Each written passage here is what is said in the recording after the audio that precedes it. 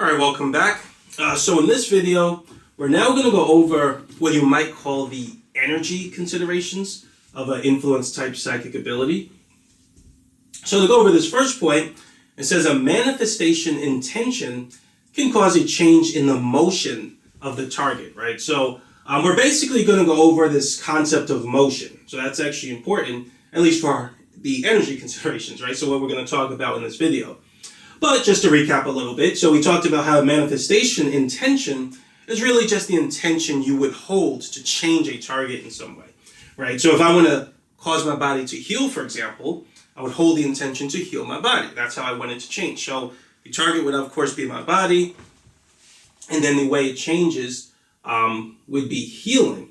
Now, basically, to break that down a little bit further, we talked about how for influence-type psychic abilities, when you hold a manifestation intention, which is similar to a sense intention for sensory-type psychic abilities, that intention would charge psychic energy that would cause your spirit to activate or awaken in some way, and your spirit would be able to move, right? So the same way I'm moving my arm, I'd use that same type of subconscious action to cause movement in my spirit, and my spirit would be able to induce motion in my body. So we haven't talked about that process too much, and that's basically what we're building up towards. We're going to talk about that process a little bit more.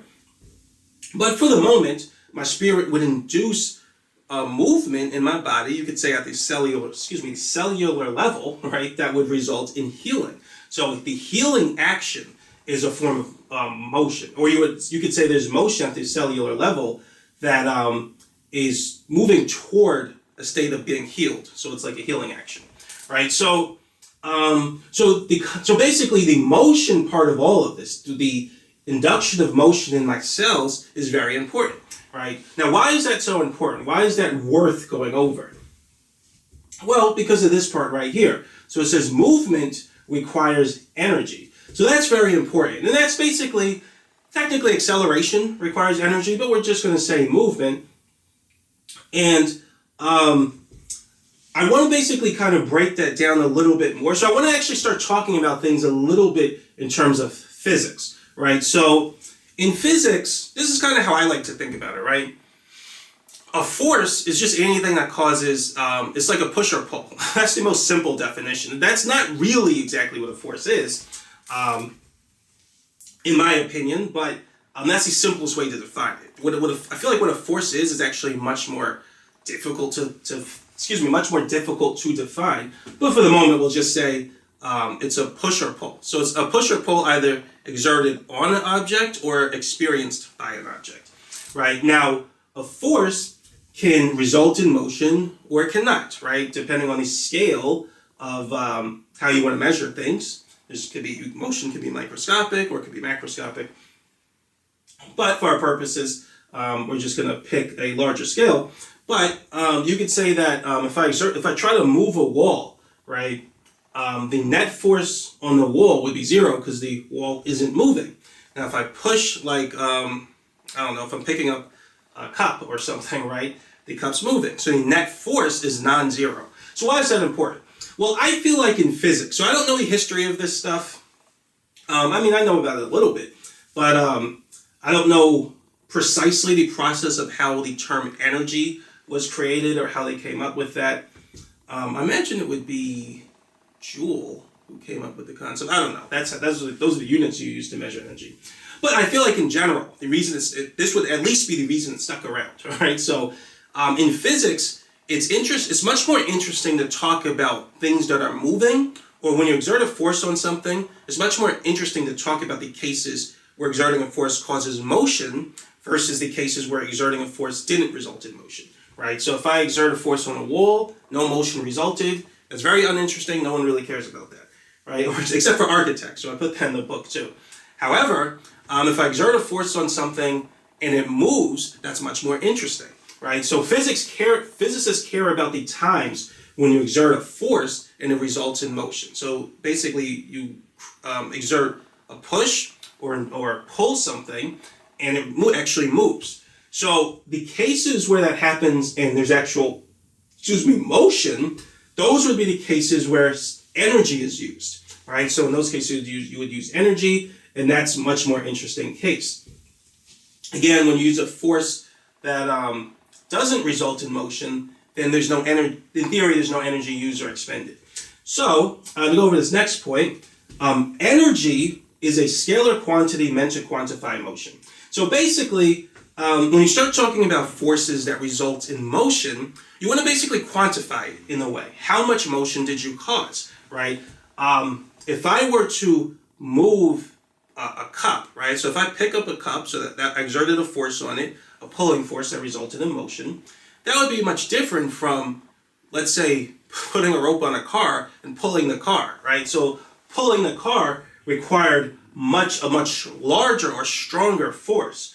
But putting that another way, it required much more energy than the cup. And so energy is just, by scalar quantity, I just mean, it's just a number, basically, right? So not a vector, it doesn't have magnitude and direction. And it's not a tensor, right? It doesn't, tensor would be a little bit harder to find here, but it's, tensor would be something that has a magnitude that's the same in every coordinate system. But that's not important here. But energy is just a scalar quantity. It's just a number, right? It doesn't matter what coordinate system you have, and it doesn't have any other type of values. It's just strictly a number. Now, if we quantify how much motion you could cause, so technically the term is momentum in physics. So the heavier something is, it requires more energy to move, and the faster you move it, it requires more energy to move. So the heavier and faster you move it, the more energy is required. So energy is always proportional to mass and velocity, which would be momentum. But I just like to think of it in terms of motion, right? So the more motion that you can cause, the more energy you have, or the more energy is required. So to go to this next point, and this is all physics stuff, but I'm basically building, there's a reason why I want to talk about this as it relates to influence type psychic abilities, which I'm building up toward. So to go over this next point, it says, it is useful to talk about energy in terms of the medium which has the motion. So what do I mean by that? Well, energy can be transferred. In fact, that actually brings up something that's not super important, but I want to go over it anyway, because this is just something I think about, because of course I think about everything in terms of the subconscious. So physicists generally say, when people talk about energy, they always say that people think about energy in the wrong way, because people think of energy as this sort of non-corporeal substance, right? This sort of ethereal substance, non-physical substance that sort of travels and moves around, right? Like when you, like in the cartoons, when you see a person shoot an energy beam. To a physicist, that wouldn't make any sense. What would make it appropriate to title the beam an energy beam, right? All energy is the capacity to do work, right? It's just a scalar quantity. It's just a number that measures how much work something can do, or how much motion can be induced or caused by something, right? Or it really technically means to be transferred by something. But it's just a measurement of motion, right? So saying an energy beam doesn't really mean anything, but that's not really true, right? So this is what I'm talking about. So energy, the term energy, describing it as just a scalar quantity or the capacity to do work, is not a complete definition. And this is why there's sort of confusion in the way people use the term. Physicists will say, oh, it's just a number, you're using it wrong. That's not true, right? There is no scale, the physicists can correct me, right? As far as I know, there is no scalar quantity in physics that gets transferred upon contact with some other object or some other system, right? Mass doesn't change when something with mass interacts with something else with mass, right? It's the same thing, right? So the only thing that happens with, nor does volume, by the way, the only thing that technically happens with is energy. You can even say temperature doesn't change when it interacts with another system. Now you might say, well, no, their heat energy transfers. But exactly, that's my point, right? It requires energy, right? If no energy changed hands, if no energy transferred, then temperature wouldn't change. And that's my point. But temperature is a scalar quantity. Energy is as far as I know, energy is the only scalar quantity that changes upon contact with different systems. So you can't just say it's a scalar quantity. That's not a sufficient definition. There's something more going on here, right? What's this substance within object A that was transferred to object B upon contact, right? Actually, I should have mentioned, energy, when energy is transferred from, energy could basically be transferred from one system to another, and it does it when these systems interact in some way. When one system interacts with another, that original system will lose the same amount of energy that the new system picked up, right? So that's conservation law of energy. Energy can never be created or destroyed. It's just transferred from system to system, right? So, going back to this, if object A interacts with object B, and object A loses energy and object B gains that energy, something was transferred. There's something that object A had that now object B has that can't just be described in terms of this term, right? This term has nothing to do with the transfer of this substance. This is just a number that measures that substance ability to cause motion. So this is ultimately an incomplete definition. And so when physicists say, like, oh, energy doesn't mean anything, and people use the term wrong, like when they talk about, they might say something like, when we talk about emotional energy, right? So I've defined that term, I think, pretty well in terms of the subconscious. But not thinking about the subconscious definition for a moment, some people will say, I don't have the energy to deal with this, or something like that. And a physicist might say, well, that doesn't make sense. Energy is just the ability to do work. No. What a person is saying in that term is they're relying on the subconscious definition of energy. This relies on that subconscious definition a little bit, but this is incomplete. What people are naturally doing is just relying on the subconscious definition because this is close to it. And going back to chapter 7 of book 1, you could say that this definition, when a person thinks of it, their intention expresses an arrangement pattern, an abstract arrangement pattern, that's an approximation of the subconscious form associated with the way your subconscious actually defines energy. So we talked about how subconscious forms are almost like words in the subconscious. So I know that's highly technical, that I can't help but think of everything in terms of the subconscious, but that's just something I thought about. I'm like, I hear that all the time from physicists, and I'm like, no, this definition is not complete because it does not quantify, it does not describe the ability for energy to change hands. That's just not something that's native to something that has a scalar quantity. It doesn't make any sense. And it's unique. There's nothing else in physics, no other term in physics that can do that, as far as I know. Right? So like I said, physicists will have to fact check me if I'm wrong. You tell me what else changes hands. What's a scalar quantity that changes values when different systems interact? Just from the interaction without the change of energy. I've never heard of that. But anyway, so going back to this, it's useful to talk about energy in terms of the medium which has the motion.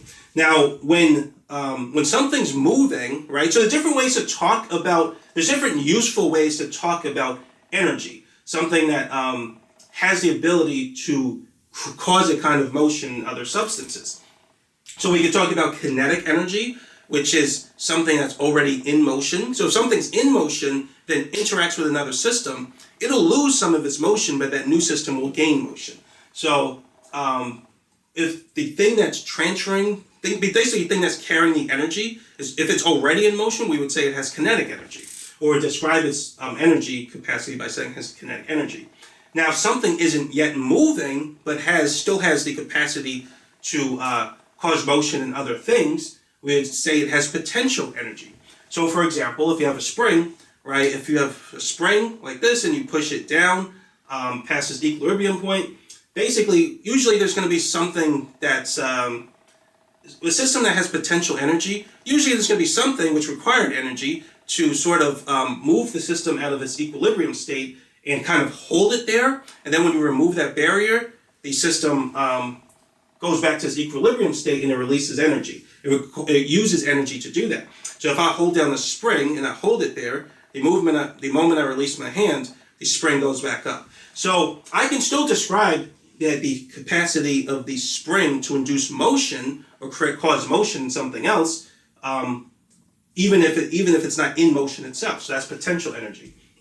Now also, I could talk about different types of kinetic energy, or different types of, it's not really kinetic potential, but I can talk about energy in terms of the medium that has the potential or kinetic energy. So for example, electrical energy. Electrical energy describes the energy that is carried by the motion of electrons, right? So when a whole bunch of electrons are moving, when they interact with something, like some type of resistor or some type of resistance, the electrons will slow down a little bit, but the thing that's in the resistor itself usually will heat up, right? So it gains some of the energy. So we can also talk about chemical energy, right? So for chemical energy, you can talk about energy basically stored in some type of chemical substance, and then when it undergoes some type of change, energy gets released, usually in the form of heat.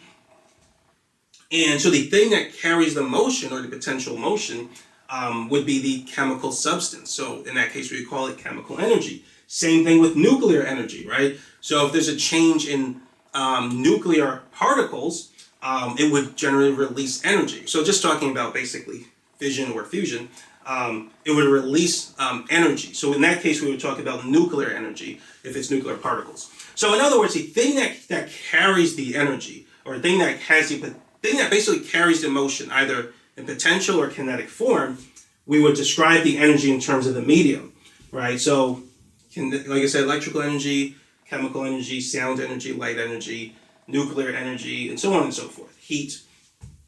Now, why is any of this important to our discussion for influence-type psychic abilities?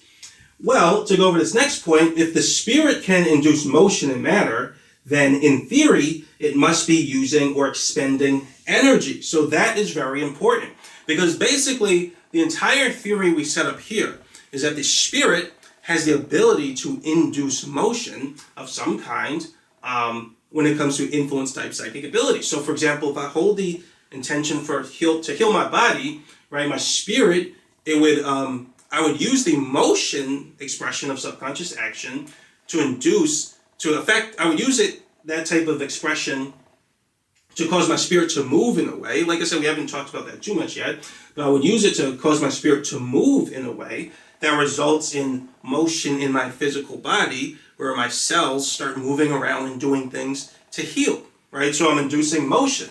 Now, we talked about how motion is associated with energy. So if they were holding true to the theory and to the format, both of this theory and physics, then it must be the case that my spirit is using energy, right? So because my spirit is invoking or inducing motion. So it must require energy to do that. There's not some exemption that the spirit has where it can now cause motion without energy. In physics, we see anything that has motion required energy. Like I said, technically it's acceleration, but I'll just say motion. So what is this special energy that the spirit's using? What's the medium that's carrying the motion, right? So, there's actually different terms for it. So this is actually, we did it in a very technical way, right? But that there's actually a term for it in many different cultures. Many cultures do acknowledge the existence of that energy form, right? And so to go here, in Japanese, it's called ki, right? So you can look that up, right? That's in a lot of anime, I believe. It's called ki, which is the substance. It's this metaphysical or ethereal substance that results in motion of some kind within the body. In Polynesian culture, South Pacific, Polynesian culture is called Mana energy. Hindu and Indian culture is called prana.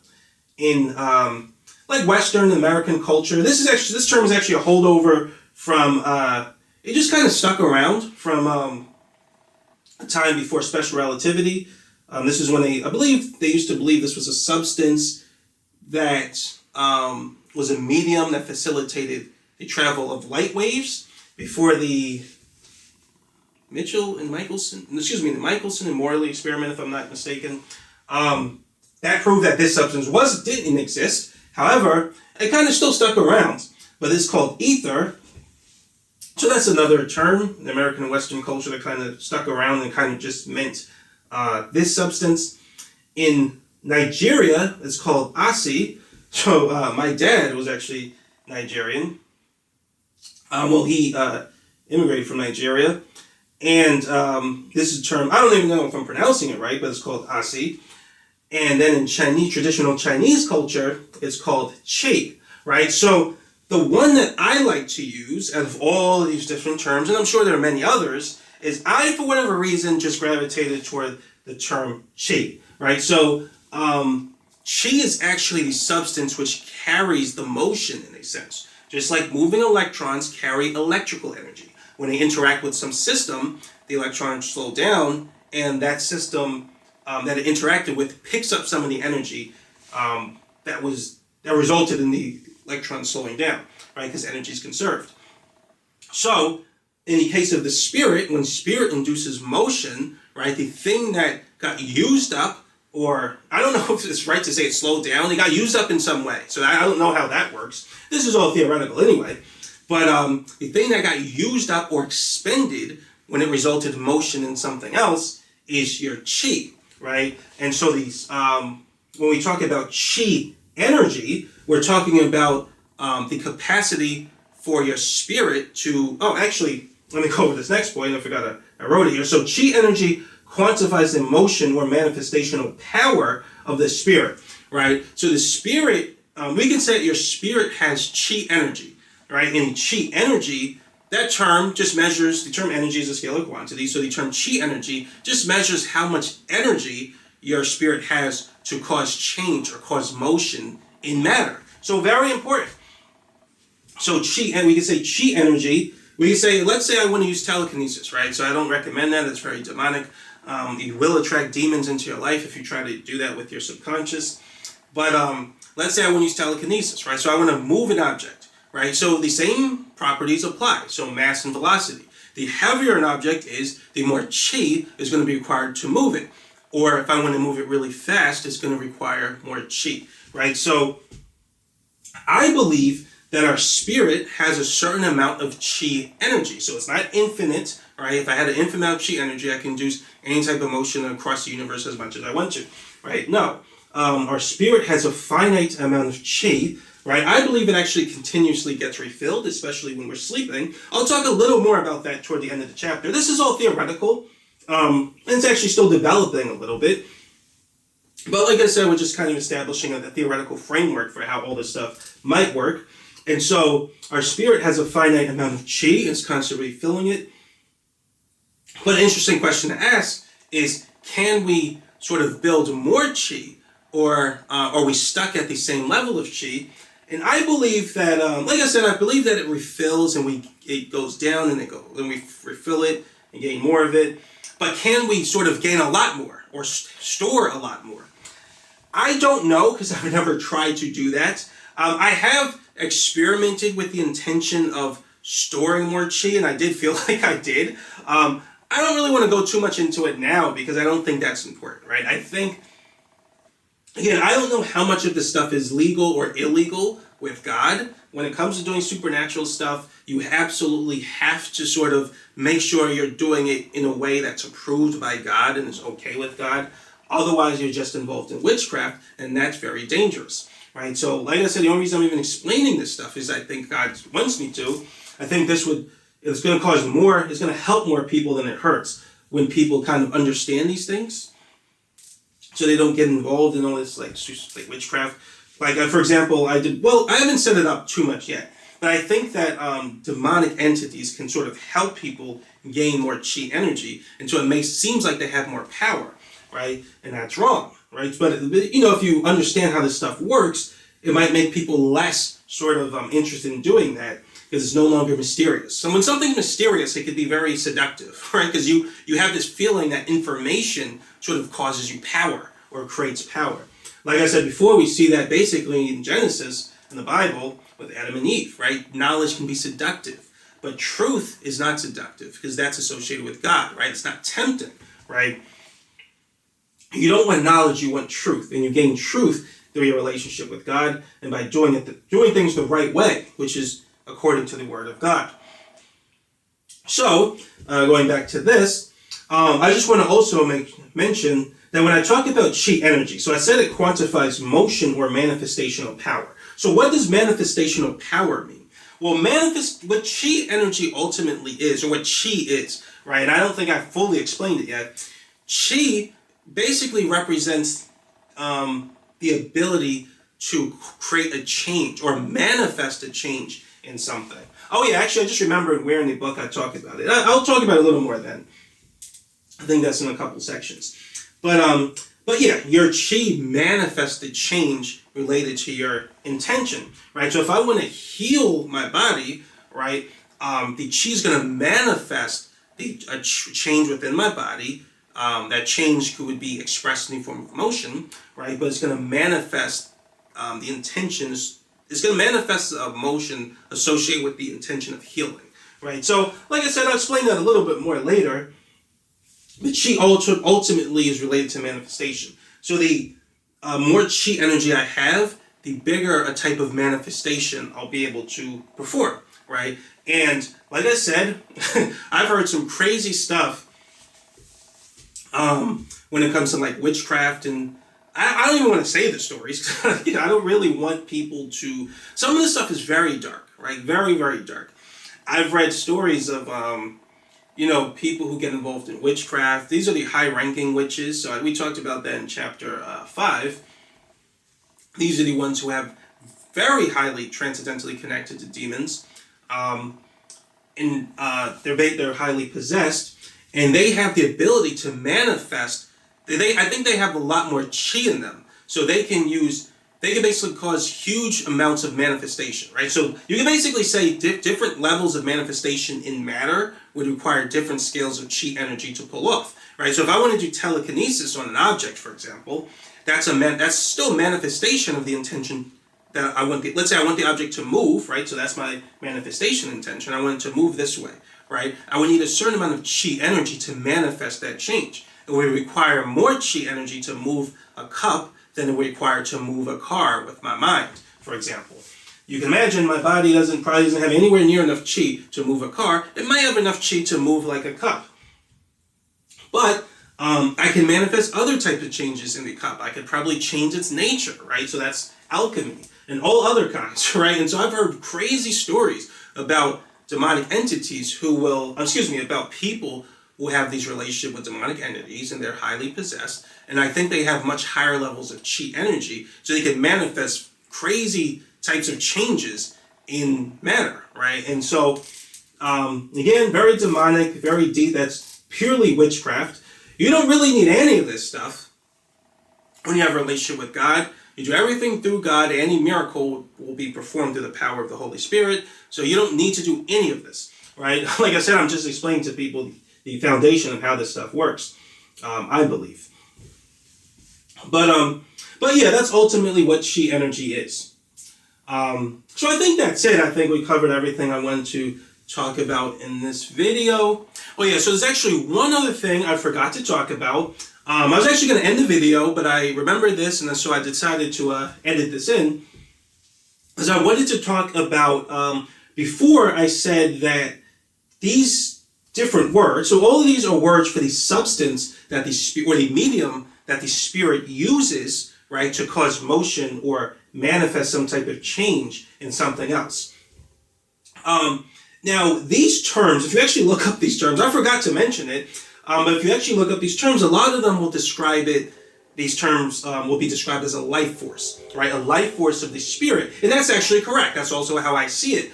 I'm going to talk about it in those terms more toward the end of the chapter, because that's actually correct. I believe that chi is the result of the life in your spirit. Now, what's life in your spirit? I haven't talked about that yet. I'm going to talk about that later toward the end of the chapter.